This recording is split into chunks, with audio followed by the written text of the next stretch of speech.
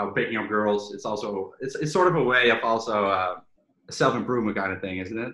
Yeah, And but it's dangerous too, right? Because it's the same thing. When you get better at picking up girls, you get that validation you're looking for. I always would try and hook up with a girl the first date because the quicker you have sex with a girl, quicker you get from point A to point B, penis into vagina.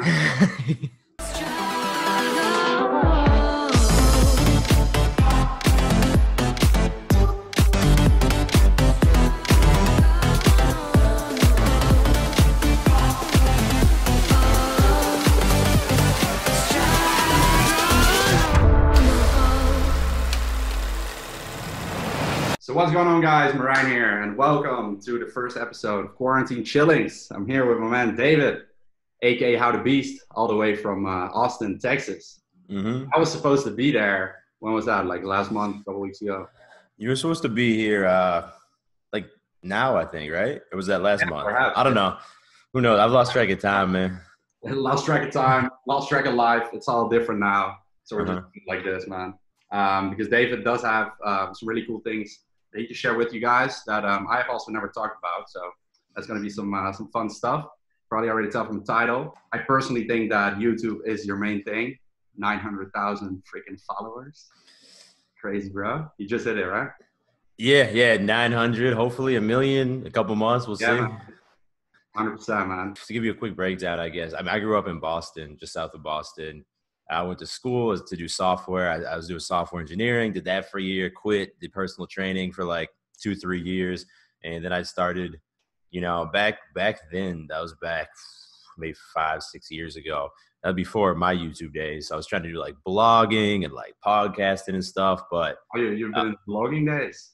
Yeah, dude, I was back. Yeah, that's what had to be started. But back then, it was like I was blogging and I was selling ebooks on Amazon and stuff, but it was like 3-4 years and I just wasn't really growing my audience that much. I had like the same list of like 7,000 or 8,000 email subscribers. Like what age were you? Because you're a bit older than I am. Yeah, I'm 30. So that must have been I must have started that around when I was like 24. Yeah. And after about 2 or 3 years of doing that though, man, it was just like I was making enough money to like pay for my apartment in Boston basically, but I wasn't saving any money. And I was like, man, I might have to go back to like doing a software job, but I'm gonna try YouTube first. And that was January 2017. I bought my first YouTube camera, started putting up 2 videos a week.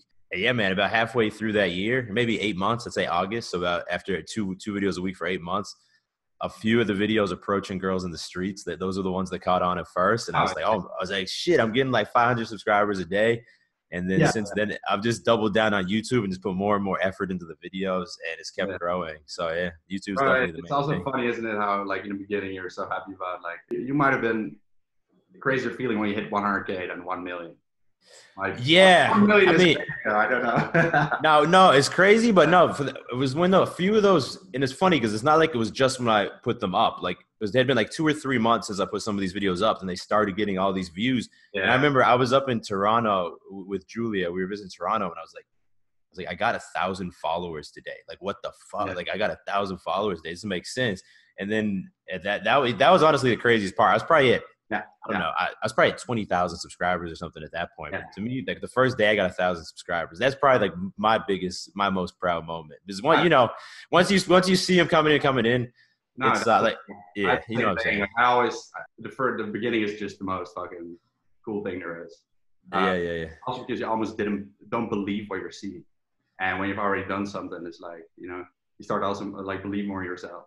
Yeah, but then you start challenging yourself in other ways, right? Like I know like the clothing brand or different courses or products or like different things become like, because you always want to challenge, like I always want to challenge myself with something new. 100%. Did you start with picking up girls? Did you start with fitness or? Yeah, it's funny. Me and some of my buddies, we joked that like game or like picking up girls was like the gateway drug to like the rest of everything that came after that, to the entrepreneurship and the fitness and everything. Because man, I graduated college and I'd probably hooked up with just a small handful of girls, just like being drunk and like getting lucky basically. And then I graduated and I was like, I'm fucked. Like I can't approach a girl that's not at like a drunk frat party. Like what am I gonna do, man? And I was for like a year, I was kind of just like lonely, didn't really know what I was doing. I mean, I was working my first job, so I was not just sitting around, but I wasn't getting anything with girls. And that led me to kind of diving into like dating advice. How old are you here? Like, when you... So I 21, I guess, 21, 22. And that was right after I graduated college. And back then, dating advice was very different. It was a little bit like weird, I'd even say. Like, you know, that was when like, well, do you remember like the old pickup artists like Mystery or like some of these guys? I don't know if you know. This is why I want to ask you all this stuff. Like, so back then, dating advice. I know some things, but like most of the things I know, like I haven't like learned or read, or I know like RSD. Yeah, so RSD was a little bit after this, I'd say. And RSD, I would say, bridged what – so like early dating advice or like pickup gurus, their advice was always kind of funny. Like they told you to like do like peacocking, like wear something really funny when you go to the club, like wear like a top hat or something. And then like the game they were teaching you is to say like kind of ridiculous things to girls. And like, it's like you're putting on a performance for the girl. You're always trying to say these ridiculous things or send these outrageous text messages. We're like, I'm going to do this different, but like you start making videos showing how to pick up girls, or first you have to learn it, right? Yeah. So, I mean, if I was 22 when I kind of got into dating and game, like I said, I didn't really start making videos till I was probably 26. So there's, 4 years in there when I was really just working on myself.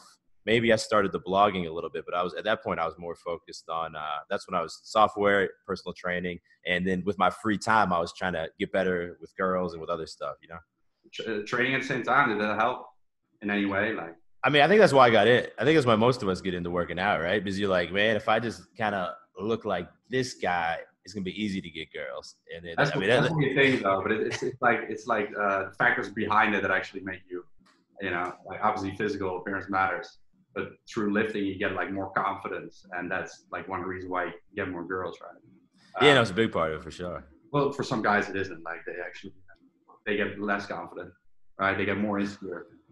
Yeah, I think it goes both ways. I think once you start lifting, you get more confident, especially when you start seeing yourself. You start seeing some gains. You start seeing yourself.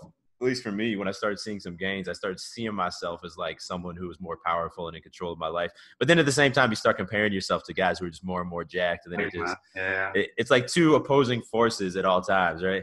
Yeah, but I totally get it. And I also totally get like how picking up girls, it's sort of a way of also a self-improvement kind of thing, isn't it? And yeah, but it's dangerous too, right? Because it's the same thing. When you get better at picking up girls, you get that validation you're looking for. But if you're not careful, like I went off the deep end for a few years when like all I was doing was trying to hook up with girls. And that's insecurity too, because I was just trying to like increase my body count. And I wanted every night of the week, I wanted to have a day with a different girl. It's not sustainable, and that's not healthy either. That's the same thing as like body dysmorphia, but in a different realm. You're like, I want to be the guy who's hooked up with, 200 girls or something. And then that becomes insecurity too. Yeah. So what's the body count? So what's my body count? Oh, I'm not gonna say that. That's interesting though. Yeah. Well, dude, I'm curious for you. Like, were you someone who was always confident with girls? Like, I know when I saw you in Houston last year, you were working some game for sure. But did that come naturally to you? Because for me, like, it did not come naturally, bro. Okay. When I hear your story, I would say that to me it came a bit naturally. But obviously, you have to put yourself out there. I had a girlfriend when I was a little bit from 17 until 20, and after that I started my business, and I think, and like at the same time I built my physique, and both those things just take a lot of work and willpower, and also a lot of failure, and that's kind of the same when it's about approaching girls. Mm-hmm. It's kind of about like not being afraid to be rejected, right? When you have that in your mind, and that's kind of what made the difference for me, I guess. Yeah, man, I actually just kind of came up with this a couple of weeks ago when I was filming a video, but it's like this mindset is like, you have to take the short-term L to get the long-term W. Like if you don't have the balls to take a loss in the short run, then you don't deserve to have the win in the long run. And that goes for fitness, for business, for dating, for everything. Like anything new that you get started with, like you have to suck and take a bunch of losses up front if you want to get to have the W. And if you don't have the balls to take the losses, like you don't deserve the W. Yeah, I just before this conversation started thinking about all this, and like to me also, like the whole game thing and picking up girls and all that stuff, that's always been like the only kind of private life that I have. So that's why I don't put it on YouTube. I like just like not putting any other, like, you know, put a relationship on YouTube though. Like not too much of that. You really put yourself out there, like, you know, you go on the street and film yourself. I mean, I haven't done it. How is that? Like, I mean, it's a pain in the ass, man. But you got to realize that, like, when you and maybe so. Let me put it this way: if you're trying to film yourself approaching girls, it becomes, I'd say, 10 times as hard as actually approaching girls. Yeah. Because if you're by yourself approaching girls and you see a girl you want to talk to, you just go talk to her. If you're filming and my buddy's set up on the sidewalk here and he's set up here and the girl's over there, we just can't film it. And then sometimes, not only do I have to make sure that I'm approaching her on the sidewalk, I have to make sure I'm approaching her on like these 6 feet of the sidewalk. And in your mind, you're thinking like, is my video angle right? And then my buddy Dave, who I film these videos with, man, he's not the best videographer. And a lot of times we'll have like an amazing approach and he'll be like, bro, I forgot to record that one. My bad.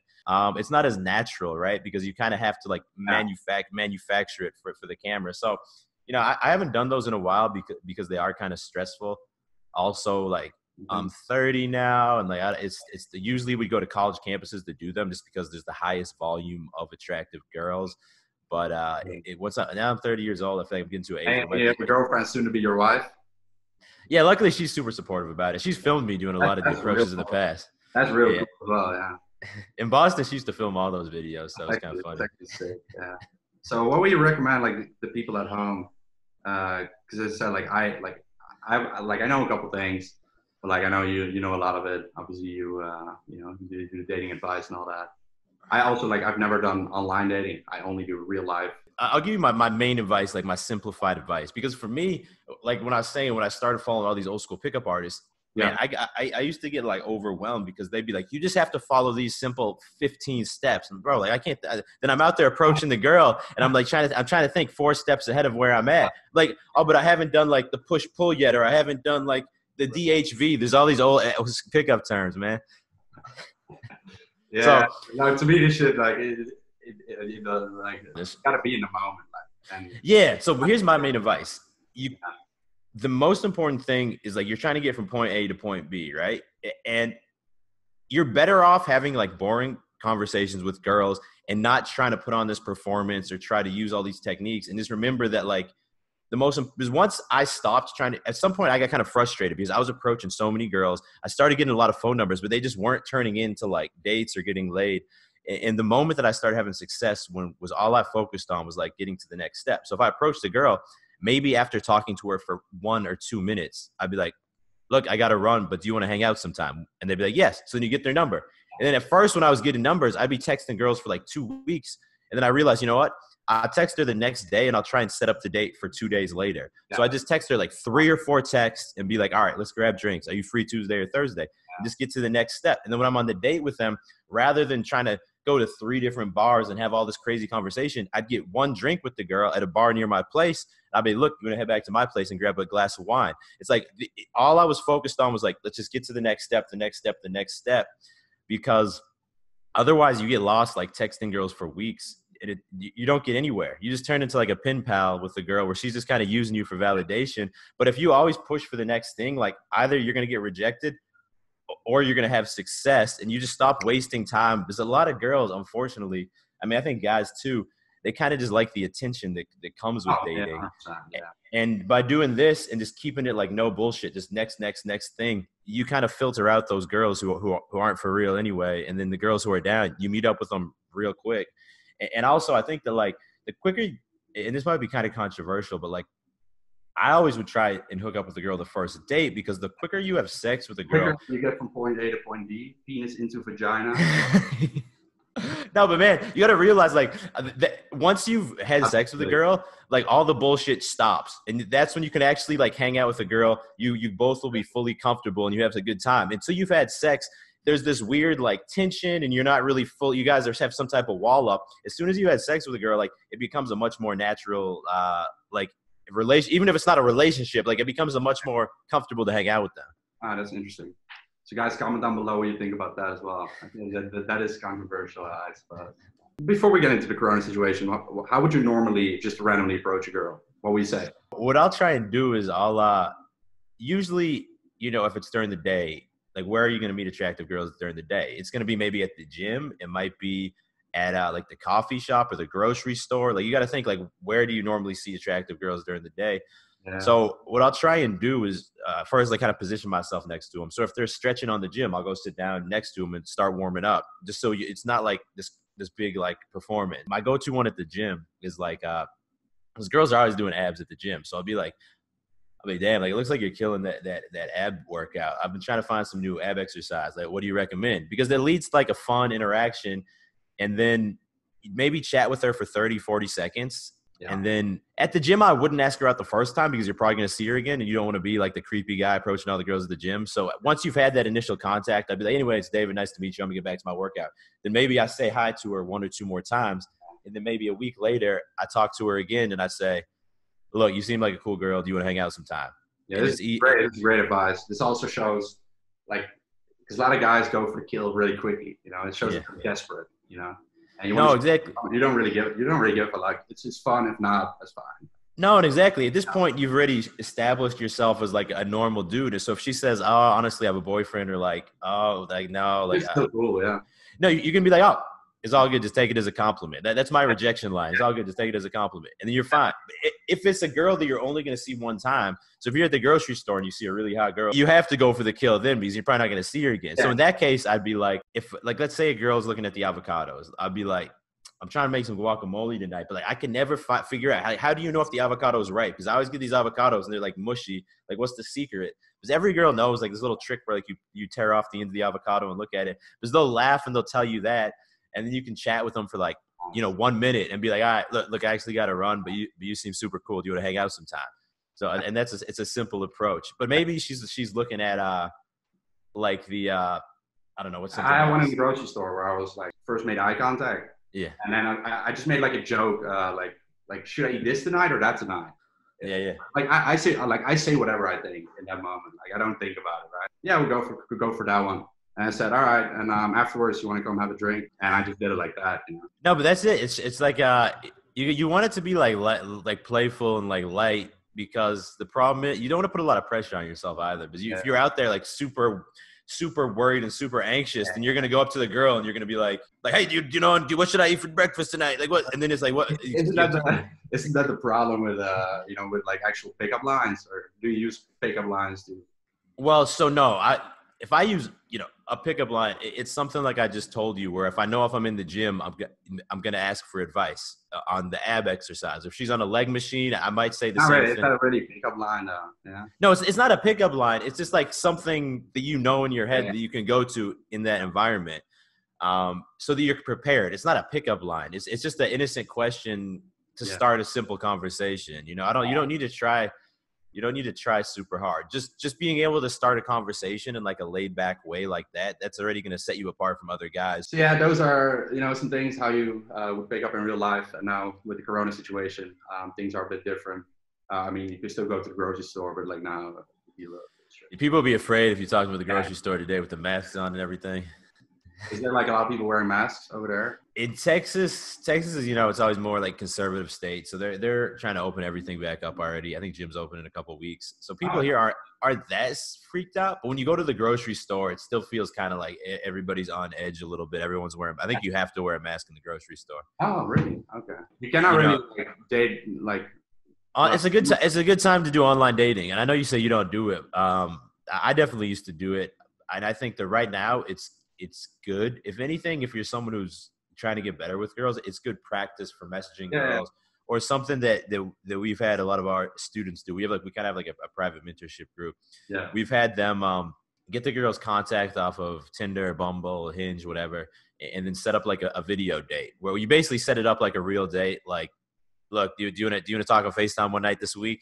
And then you chat for 30 minutes, 45 minutes, but it's practice for the kind of flirting with girls, because there's not much to lose right now. There's nothing better to do.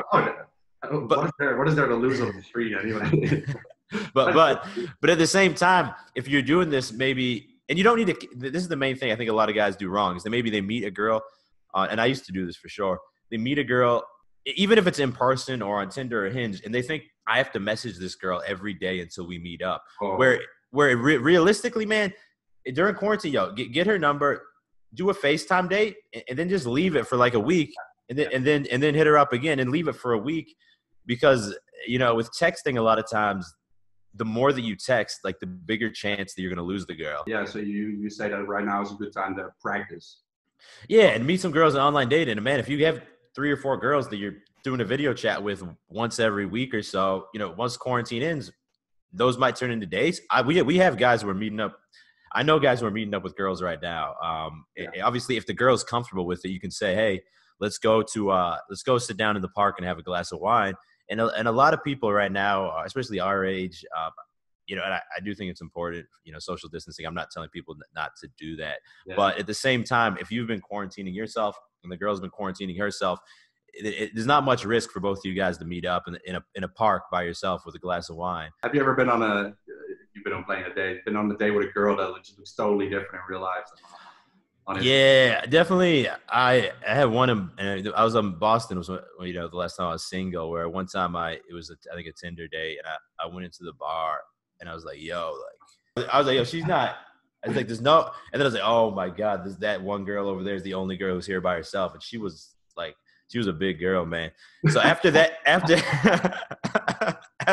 I had to make the rule for myself, guys. If you're on dating apps and there's no clear photo, there's no clear obvious photo that shows the girl's body. There's only photos with her girlfriends that you don't know. Or they're all selfies from like up here or something. Like if there's not a clear photo that shows her body, don't even risk it, because like girls who are fit and in shape, they're going to post a photo that lets you know what their body looks like. If that photo is not there and you're like, wow, like maybe she could be all right. No, she's not going to be all right. Like it's a losing game. So yeah, bro, thanks for the tips, man. I think a lot of my followers will also find this cool and interesting. I want to get back a little bit into, like business aspect. You started different businesses, right? The clothing line. We've clothing line. Wear it all the time. I appreciate that. Yeah, man, we're kind of stuck in between launches right now. It's because our manufacturer was shut down for a few months because of COVID. But yeah, we got the clothing line. We got some online fitness programs, some online dating programs. We got private, kind of like I told you, private mentorship dating program, and then we got some a fitness app we're launching soon. Yeah, that's crazy, bro. So like, when did that all start? Like, roll out? What was your first source of income? Well, it was those Amazon books that I self-published when I was doing the blog. I kind of figured out a way to I think we talked about this when we were in Houston, but I figured out how to post books on Amazon and like get them to #1 on like the bestseller list, at least the Men's Health bestseller list, and then Amazon would start selling them for me. So I did that. That was during the blogging days, but then once YouTube started to grow, because with YouTube I stopped trying to monetize my audience, because I was like, I'm wasting too much time making these products. My audience isn't that big, and I just focused only on making really good YouTube videos to grow the audience. And then once I got to like 50K, I was like, all right, now it's time to get back to making some products. But and then at first it was mainly like online courses. Like, yeah, I know you still release a lot of online courses still. So what part does the fitness play in your life? I started lifting my last year of college, so maybe 22. I've probably been lifting for 8 years, and man, I just really enjoy it. It still was like the first real self-improvement thing that I did. I guess along with that's what I wanted to ask you next. Yeah. Because you seem to be obsessed with self-improvement.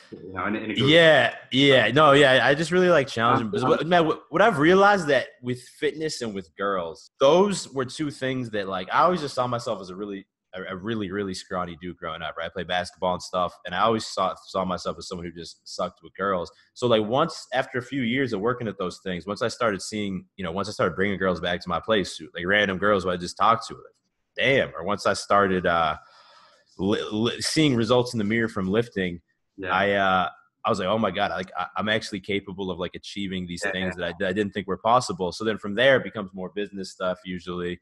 But you know how it goes. Yeah, it's cool, man. Yeah, it's just the same mindset. How do you train now? Yeah, we got a little, let me see if I can show you. We got like a little home gym setup here. So we got some like adjustable dumbbells. We got the bench and the barbell. Unfortunately, I like herniated a disc in my cervical spine right at the beginning of quarantine, and that caused nerve damage down my arm. And like for a while, I wasn't able to contract my right tricep or my right pec. So I haven't been lifting heavy anything for the last 2 months. I've been doing a lot of dumbbell work, but I'm starting to build up the reps with dumbbell stuff. Yesterday I tried benching and it just like, I felt like I was going to hurt myself again. I'm patiently waiting for the gyms to open back up. Yeah, man. Oh man, that's gonna be Well, what do you miss the most from the gym? I'm gonna tell you, the thing I miss the most is just like a back row machine. Like I just can't. For me, working back is like the hardest muscle to work very well. Like with dumbbells, I've been doing dumbbell rows. Yeah, like you got bar rows. You can do pull-ups, no? Yeah, I do pull-ups and dumbbell rows. I've been doing barbell, but like I really miss having like the row machine or the vertical row machine. That's what I miss the most. It's like some chest flies, man. I want to like chest flies. Gable chest flies. That's what I'm thinking now. Like, the shit. So I just got a barbell power rack, so it's more the isolation lifts. Gotta miss it. You know? But like thinking about the gym is just just the feeling of driving to the gym, sipping a pre-workout, having some loud music on, and like I used to train with Standard Man, so that was always like us together, like in gyms. I really miss that. Oh, well, then when you're in the gym, a lot of times I'll end up being there for an hour and a half for my workout. At home, man, a lot of times after 45 minutes, I'm just like, I got so much work to do. I end up back in my office somehow, and the workout gets cut short. All right, so I'm gonna get some follower questions in here as well, because that's what I'm also gonna do during this quarantine chillings. So you guys should follow me on Instagram if you want to ask a question to the next guest. I'm not gonna tell you who that is yet, but there's gonna be some other friends on here as well. And obviously follow David too. So both our links are in the description. So a question from Manouk Berber. In which direction do you see yourself going in a couple of years? Long-term goals. It's tough, man. Because I, as a rule, I don't like planning too far ahead with myself. I know everyone's like, what's your 5-year plan, your 10-year plan? I've just realized that my interests change so frequently that if I plan ahead, it doesn't mean anything. Like I didn't know YouTube was going to be where I was going. I thought when I graduated college, I thought software was going to be it, but I went from software to personal training to trying to blog, to try to podcast, try to do YouTube. And then even now, like Edge is a thing now. We have the online courses. I don't know what's going to happen next. And personally, maybe this is not right for everyone. Personally, I just like working really fucking hard at whatever I'm working on. And then if my interests change and I switch to something else, that's fine. Respect, bro. That's dope. Yeah. And next to that, like you can even see now with Corona situation, you don't even know where the world goes. Like, Oh man, it's impossible to predict. Man, would you rather give up coffee or pre-workout? I mean, I don't drink coffee. I only drink pre-workout. Coffee? I gave up coffee because I want pre-workout to hit harder. That's why I stopped drinking coffee. Oh yeah. So that's an easy answer. That's the easy answer. Jonah VR, not a question, but just want to say you're my 2 favorite YouTubers. That's Respect, dope. bro. That's dope. Abdulaziz Noor, is it important to have a partner who you share the same passion with, like fitness? What do you think about that? I mean, I think you want to have a partner who at least shares a similar lifestyle with you.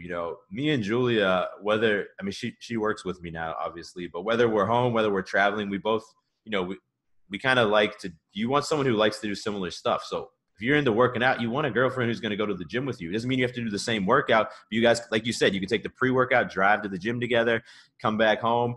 Not everything has to be the same, right? No, not everything has to be the same, but a similar lifestyle I think is important. If for someone like me who doesn't like going out and partying that much, special occasions, aside from that, I wouldn't want to date a girl who wants to go out every weekend because it's not going to be really sustainable long term. Obviously, I want her to have her friends and spend time with her friends, and I have my time with my friends.